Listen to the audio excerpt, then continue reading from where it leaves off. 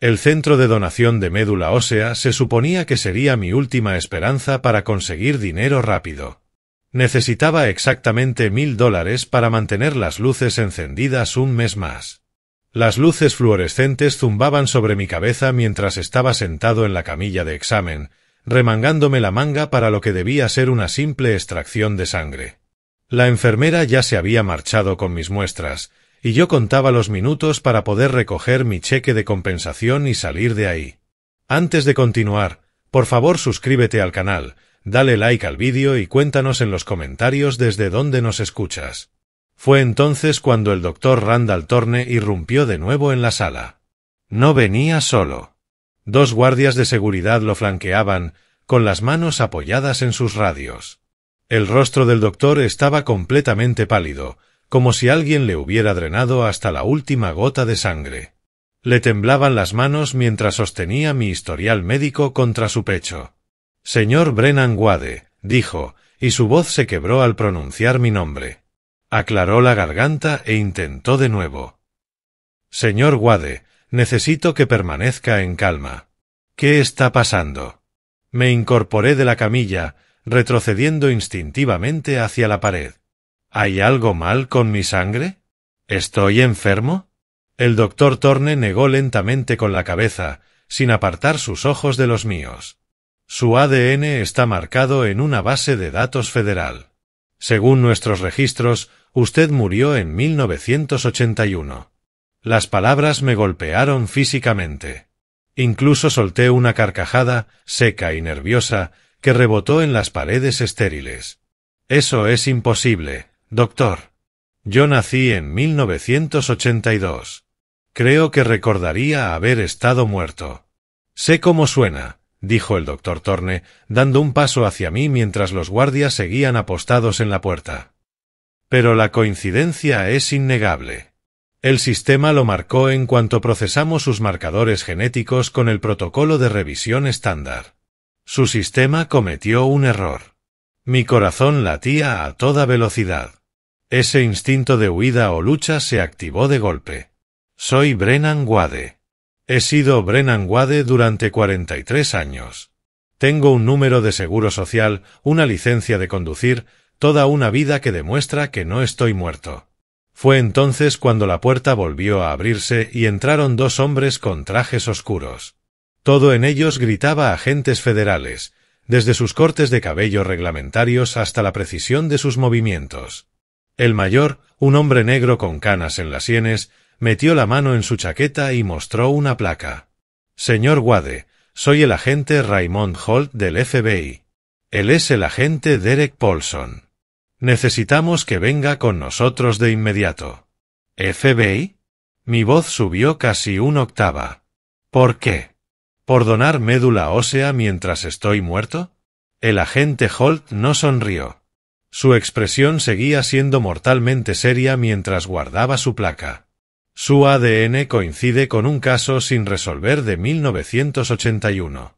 Un niño que desapareció hace 43 años. La familia de la víctima es una de las más ricas de Estados Unidos. La habitación comenzó a girar. Me aferré al borde de la camilla para no caerme. Se equivocan de persona. Yo no soy nadie. Soy un paisajista fracasado de Denver que ni siquiera puede pagar su renta. El agente Paulson, más joven y con unos ojos azules afilados que no pasaban nada por alto, avanzó con una tableta en la mano. La coincidencia de ADN es del 999%. Señor Wade, el bebé que desapareció se llamaba Theodore Egastes Ashford III.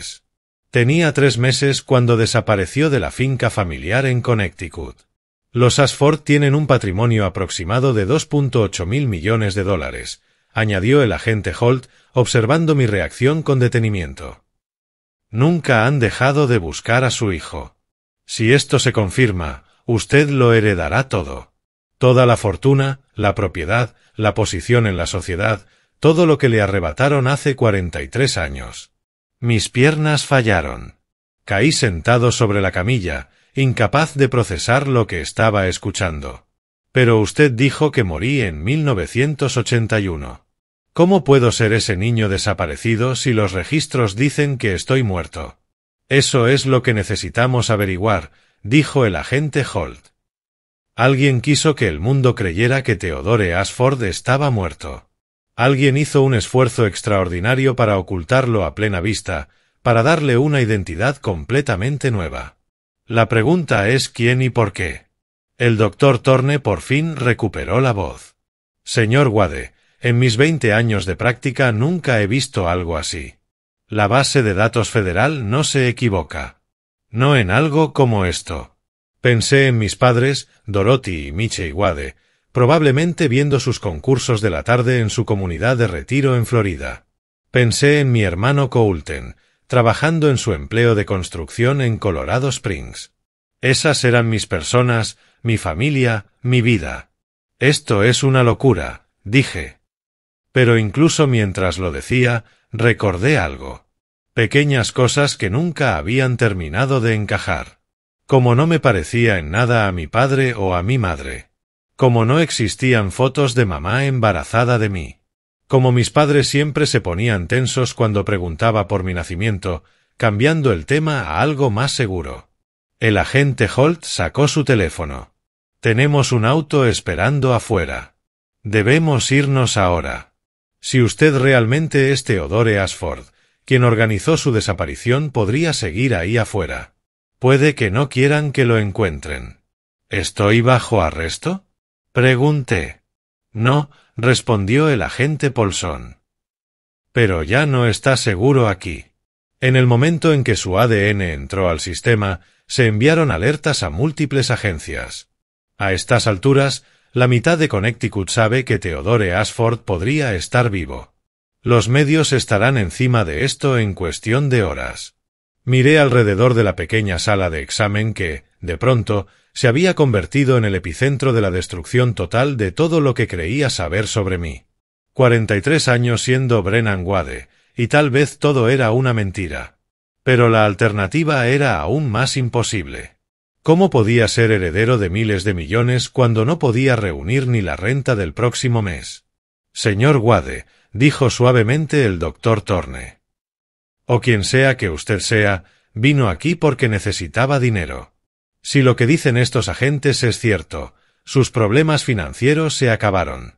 Su vida entera está a punto de cambiar. Lo que dijo después me dejó absolutamente en shock. La pregunta es si está listo para descubrir quién es realmente. 6 meses atrás, yo creía tenerlo todo resuelto. Wade Landscaping empleaba a 12 buenas personas y atendía a más de 200 clientes en toda el área metropolitana de Denver. Lo había construido desde cero, empezando con una cortadora de césped prestada y una camioneta destartalada, convirtiéndolo en algo de lo que podía sentirme orgulloso. Mi esposa Melanie llevaba la contabilidad, mientras nuestra hija Esquiler, con apenas 15 años, diseñaba nuestro sitio web y manejaba nuestras redes sociales. Éramos la típica empresa familiar estadounidense, el tipo que aparece en esos comerciales emotivos del Super Bowl. Luego llegó la noche del 15 de marzo. Melanie y Esquiler volvían a casa después de un torneo de voleibol en Boulder. Un conductor ebrio se pasó un semáforo en rojo a más de 90 millas por hora. La policía dijo que murieron al instante, que no sintieron dolor alguno, como si eso debiera consolarme. Como si saber que no sufrieron pudiera llenar el cráter que su ausencia dejó en mi pecho. El funeral fue un borrón. Mi hermano Coulten voló desde Colorado Springs y se encargó de la mayoría de los preparativos porque yo no podía juntar 2 frases coherentes. Mis padres, Dorothy y Michie Wade, condujeron directamente desde su comunidad de retiro en Clearwater, Florida. Mamá me sostuvo mientras yo lloraba como un niño, con sus propias lágrimas empapando mi chaqueta del traje. Tienes que comer algo, Brennan, repetía una y otra vez, empujando platos de comida que yo no podía saborear. Melanie no querría que te dejaras morir. Pero Melanie ya no estaba para querer nada. Esquiler tampoco, con su risa heredada de su madre y mi terquedad marcada en cada gesto. La casa se sentía como un mausoleo, cada habitación resonando con recuerdos que no podía soportar enfrentar. Empecé a dormir en la oficina. Luego en mi camioneta. Luego dejé de dormir por completo. El negocio colapsó más rápido de lo que lo había construido. Falté a reuniones, olvidé devolver llamadas, dejé que las facturas se acumularan sin pagar. Mi capataz, Carlos, intentó mantener las cosas a flote. Pero sin mí para presentar ofertas y manejar a los clientes, empezamos a perder contratos. Uno por uno, tuve que despedir a mis empleados. No es su culpa, jefe, dijo Carlos en su último día, negándose a aceptar la liquidación adicional que le ofrecí. Cuídese usted primero. Lo demás llegará cuando esté listo. Pero yo nunca estuve listo. Los días se mezclaron en semanas, las semanas en meses. Vendí las camionetas de la empresa para pagar los préstamos del negocio. Vendí nuestra casa para cubrir las facturas médicas y los gastos del funeral, aunque el seguro debería haberlo cubierto. Resultó que había complicaciones en las pólizas que nunca me había molestado en leer. Me mudé a un estudio en la zona equivocada de Federal Boulevard, del tipo en el que se escuchaba cada discusión a través de las paredes y el agua caliente funcionaba apenas la mitad del tiempo. Coulten intentó ayudar. Aparecía cada fin de semana con bolsas de comida y la preocupación dibujada en su rostro. No puedes vivir así, Brennan. Quédate conmigo un tiempo, hasta que te recuperes. Estoy bien, le decía, rodeado de cajas de pizza vacías y correos sin abrir. Solo necesito algo de tiempo para aclarar las cosas. Mamá llamaba todos los días exactamente a las 7 de la tarde, hora de Florida. Tu padre y yo tenemos mucho espacio, decía, con esa mezcla de preocupación maternal capaz de atravesar líneas telefónicas y apretarte el corazón. Podrías ayudar a tu papá con su negocio de pesca. El sol te haría bien. Pero no podía enfrentarlos. Esas personas que me habían criado, amado, dado todo, y aún así yo lo había perdido todo. ¿Qué clase de hijo era? ¿Qué clase de hombre pierde a toda su familia y luego ni siquiera consigue mantener un negocio en su honor? El aviso de desalojo llegó un martes. 7 días para pagar o desocupar. Tenía exactamente $43 en mi cuenta corriente y una tarjeta de crédito al límite. Fue entonces cuando vi el anuncio en una parada de autobús mientras caminaba para comprar ramen. Se solicitaban donantes de médula ósea. Compensación inmediata, $1,000 para candidatos calificados. $1,000. Suficientes para comprar otro mes, quizá 2 si estiraba el dinero. Suficiente tiempo para averiguar qué venía después, aunque no tenía idea de qué podía ser. Llamé al número desde mi teléfono. Lo único que mantenía apagado porque aún guardaba el último mensaje de voz de Melanie y Schiller. Centro de Investigación Médica de Denver, respondió una voz alegre. ¿Cómo puedo ayudarle hoy? Vi su anuncio sobre la donación de médula ósea, dije, de pie en la calle mientras la gente pasaba apurada. ¿Qué necesito para calificar? Solo buena salud y disposición para ayudar a salvar vidas, respondió. ¿Puede venir mañana por la mañana para la evaluación? Buena salud. Bueno, físicamente estaba bien. Todo lo demás estaba roto sin reparación posible, pero ellos no necesitaban saber eso. Solo necesitaban mi médula ósea, y yo necesitaba su dinero. Estaré ahí, dije, calculando ya cuánto podría estirar esos $1,000. El doctor Turner regresó a la sala 40 minutos después de tomar mi sangre. Yo había estado revisando mi teléfono, mirando anuncios de apartamentos que tal vez pudiera pagar con el dinero de la donación, cuando entró. Su rostro había perdido todo el color, y sus manos temblaban mientras sostenía mi historial médico contra su pecho como un escudo. Señor Wade, necesito preguntarle algo muy importante, dijo, acercando una silla a la camilla y sentándose. Esto puede sonar extraño, pero necesito que responda con honestidad. ¿Usted fue adoptado? La pregunta me tomó totalmente desprevenido. No, por supuesto que no. ¿Por qué pregunta eso? Sus marcadores genéticos activaron una alerta en CODIS cuando ejecutamos la revisión estándar, explicó, ajustándose las gafas nerviosamente. Es el sistema combinado de índices de ADN del FBI. Está diseñado para detectar antecedentes criminales, pero su muestra hizo algo que no he visto en 20 años de práctica. Antes de que pudiera procesar lo que decía, la puerta se abrió y entraron dos hombres con trajes oscuros. Todo en ellos irradiaba autoridad federal, desde su apariencia reglamentaria hasta la forma en que se movían con precisión ensayada. El mayor, el agente Raymond Holt, mostró su placa con movimientos que sugerían que lo había hecho miles de veces. «Señor Wade, necesitamos que venga con nosotros de inmediato», dijo con un tono que no dejaba espacio para negociaciones. Su ADN coincide con un caso sin resolver de 1981, específicamente un bebé secuestrado llamado Theodore Augustus Ashford III. Me puse de pie de golpe, golpeando la pared con la espalda. Eso es una locura. Soy Brennan Wade. Mis padres son Dorothy y Michelle Wade. Tengo fotos de bebé, un certificado de nacimiento, un número de seguro social que he usado durante 4 décadas. Todo eso puede fabricarse con suficiente dinero y motivación, interrumpió el agente Holt, sin alterar su expresión. Theodore Ashford tenía 3 meses cuando desapareció de su dormitorio en Greenwich, Connecticut. Su familia, los Ashford, tiene un patrimonio aproximado de $2.8 mil millones. Han estado buscándolo durante 43 años. El agente más joven, Derek Paulson, sacó una tableta y la giró hacia mí.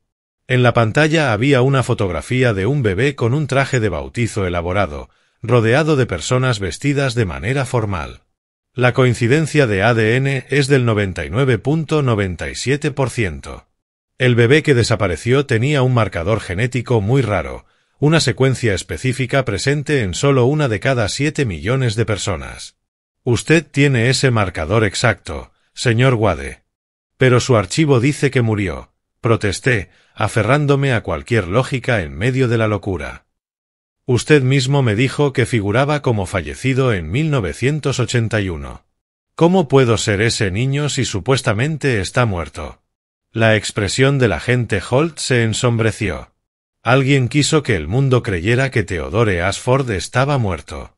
Alguien que hizo un esfuerzo extraordinario para crear una identidad completamente nueva para un bebé, con documentación que resistió durante más de 4 décadas. Necesitamos descubrir quién y por qué. Mi teléfono comenzó a sonar. En la pantalla apareció mamá, con la foto que le tomé la última Navidad, usando el suéter que Esquiler había elegido para ella. Extendí la mano por instinto. No conteste, ordenó el agente Holt, llevando una mano a la cadera donde asumí que tenía su arma. Hasta que sepamos más, no puede contactar a nadie de su vida actual. Ni a sus padres, ni a su hermano, a nadie. No pueden simplemente aislarme de mi familia, dije, la ira reemplazando al shock. Se van a preocupar. Mi mamá llama todas las noches a las 7. Si no contesto, pensará que algo me pasó. Algo te ha pasado, dijo el agente Paulson, con una voz más suave que la de su compañero, pero igual de firme. Acabas de descubrir que toda tu vida podría estar construida sobre una mentira. Las personas que te criaron podrían estar involucradas en uno de los secuestros más famosos de la historia estadounidense. Ni se te ocurra, dije, con la voz baja y peligrosa. Ni se te ocurra insinuar que mis padres son criminales. Son buenas personas. Mi padre trabajó en la fábrica de papel durante 30 años, hasta que la espalda ya no le dio más.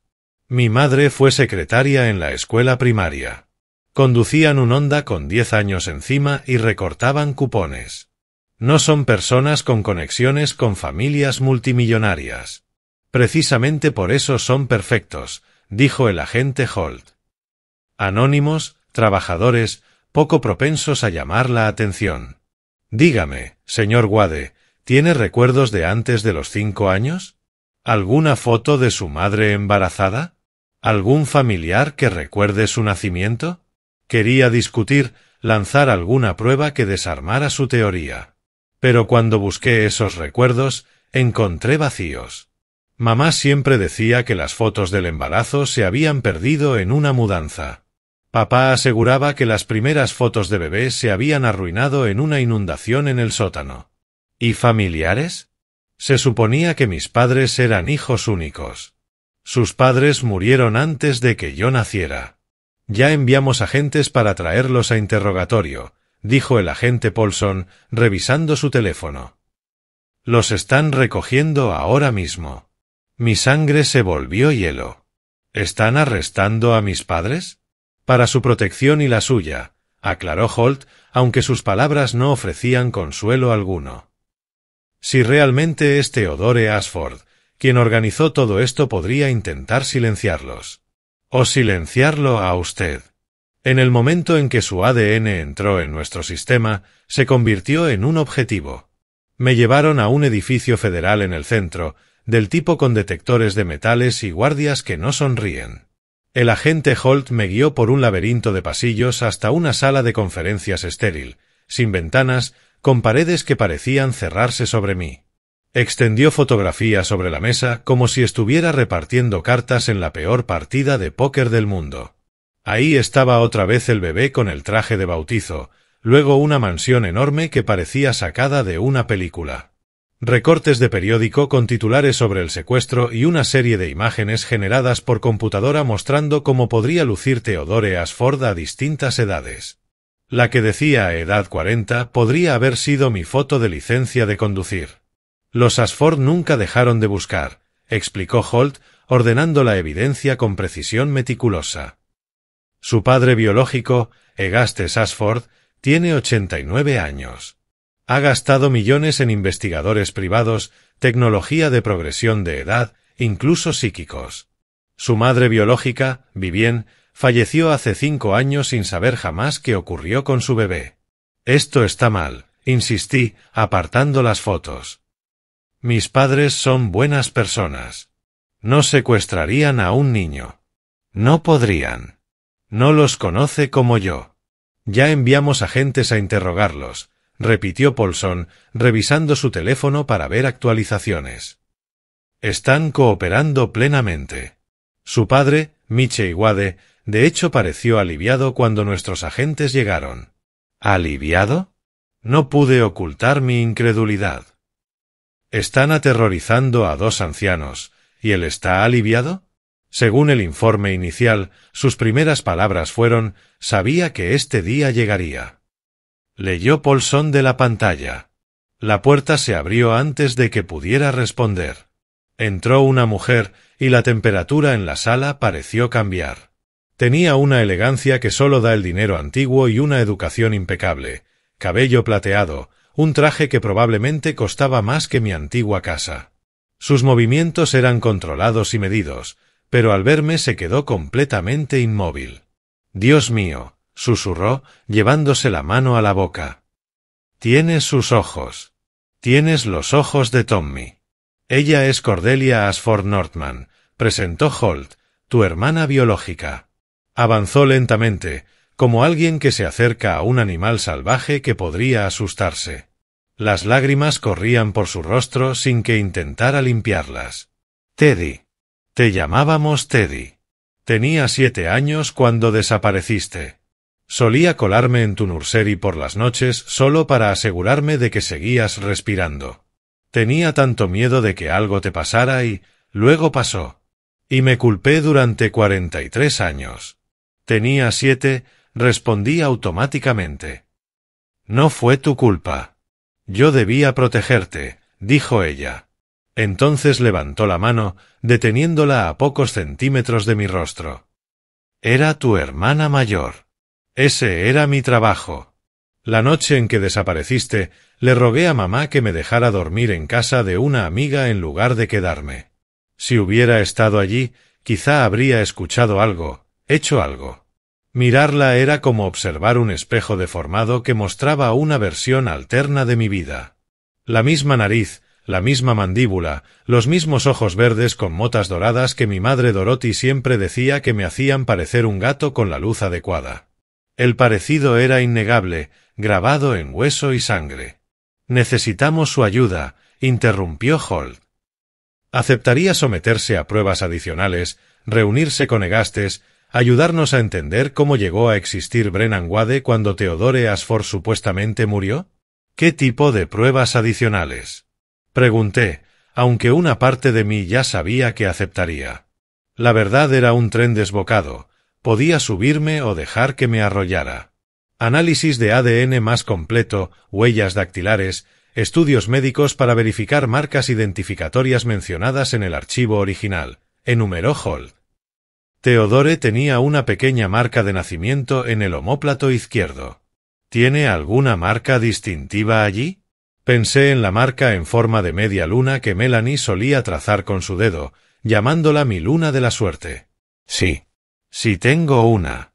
Cordelia emitió un sonido entre un sollozo y una risa. Teddy también la tenía. Mamá solía besar esa marca todas las noches después del baño. La habitación giró ligeramente. Me aferré al borde de la mesa para estabilizarme. Quiero ver a mis padres primero. A los Wade. Antes de hacer nada más, necesito verlos. Merecen saber que esto no es culpa suya. Merecen escuchar de mí que, sin importar lo que diga el ADN, siguen siendo mis padres. Eso puede organizarse, dijo Holt tras pensarlo un momento. Los están trayendo ahora mismo.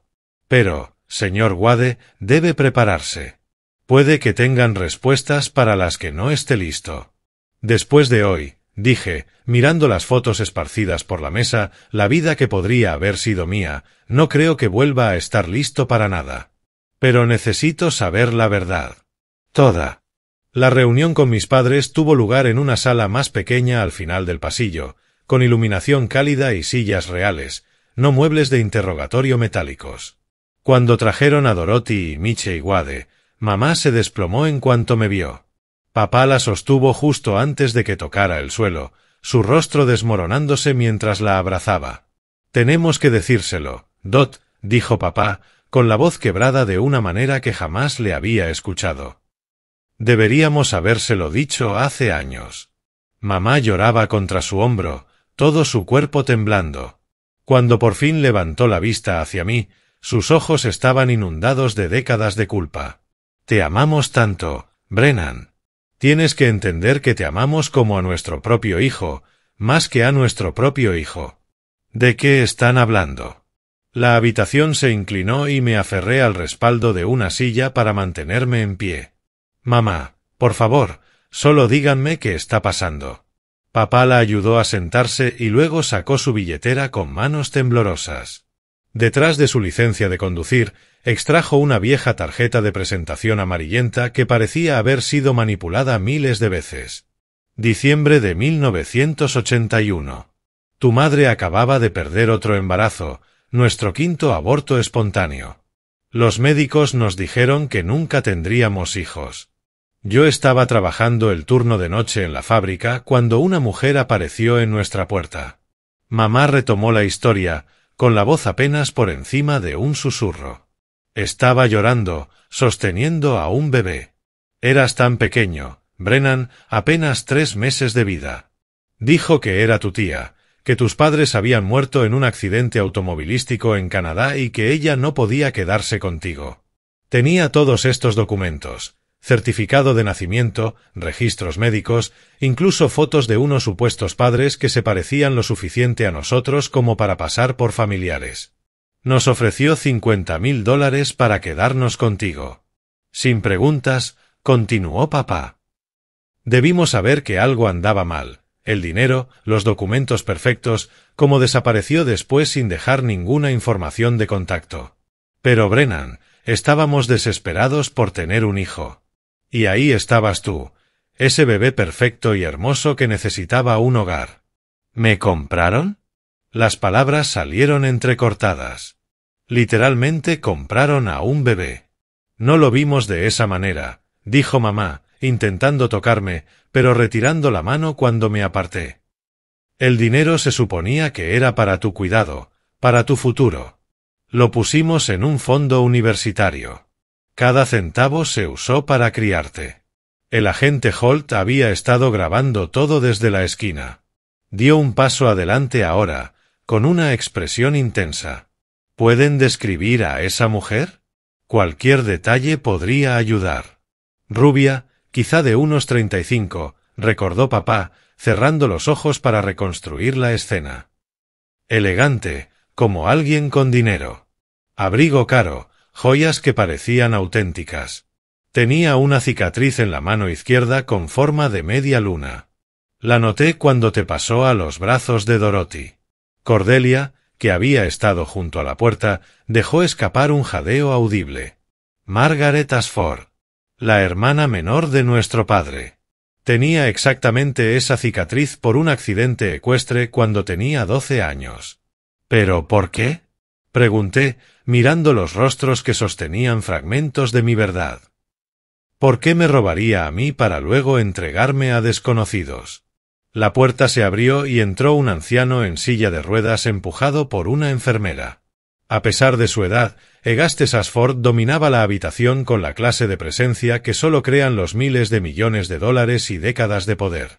Sus ojos, mis ojos, nuestros ojos, se clavaron en los míos con una intensidad que hizo que todos los demás desaparecieran. Porque creyó que estaba protegiéndote, dijo, con una voz aún firme a pesar de los años. De mí. De lo que yo había llegado a ser.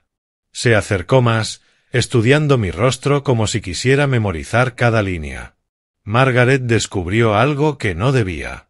Mis socios comerciales de entonces no eran solo inversionistas. Estaban vinculados al crimen organizado, lavado de dinero, algo peor. Cuando supo que planeaban secuestrarte para pedir rescate, te tomó primero.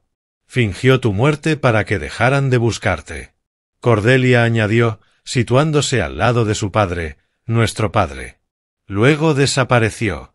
Hallaron su cuerpo 2 años después en un hotel de Montreal. Lo declararon suicidio. Nunca le dijo a nadie dónde estabas.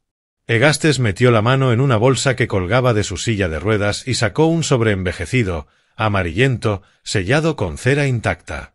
Ella dejó esto con su abogado, para abrirse solo si alguna vez te encontraban.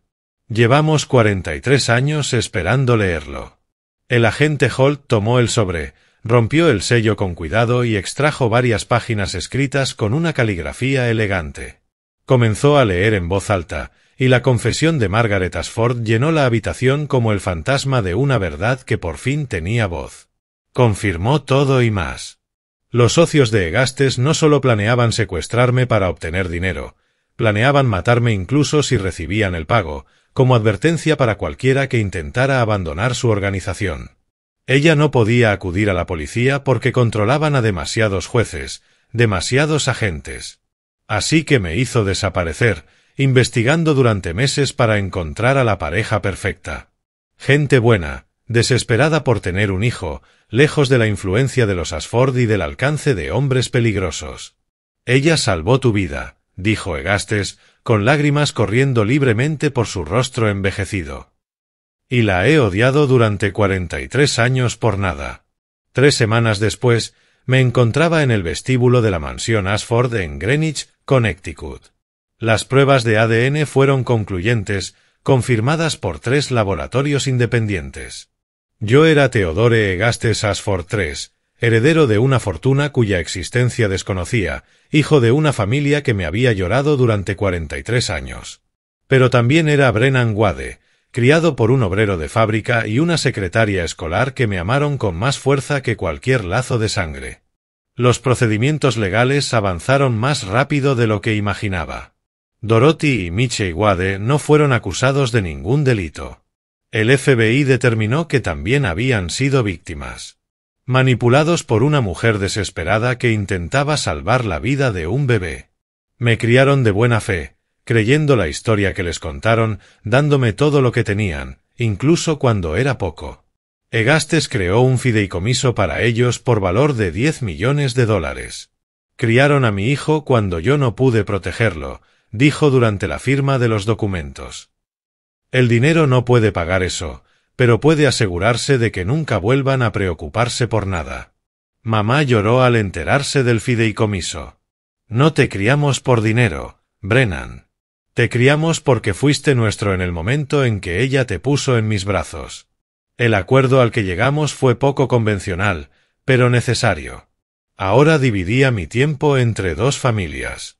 Los fines de semana con los Wade en Florida, donde papá me enseñaba a pescar y mamá insistía en preparar mi estofado favorito.